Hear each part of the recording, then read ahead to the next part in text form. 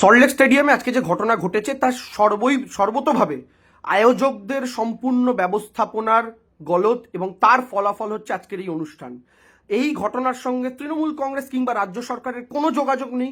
ক্রীড়া মন্ত্রী হিসাবে অরূপ বিশ্বাস রাজ্য সরকারের মন্ত্রী হিসাবে সেখানে আমন্ত্রিত অতিথির তালিকায় ছিলেন, তিনি ব্যবস্থাপক নন।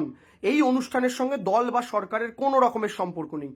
দ্বিতীয় বক্তব্য, এটা ফিফা অনুমোদিত একটি স্টেডিয়াম, এখানে এর আগে বহু অনুষ্ঠান হয়েছে।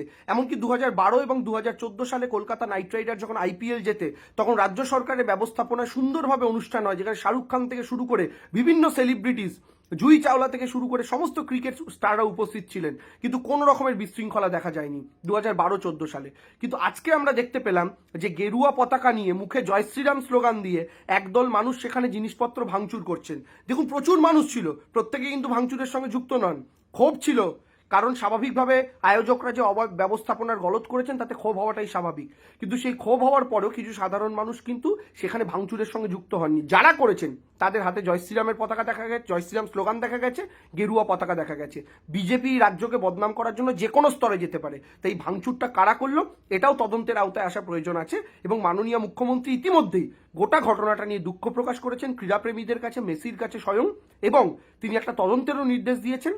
একটা তদন্ত কমিটি তৈরি করে দিয়েছেন, সেটা তদন্ত হোক।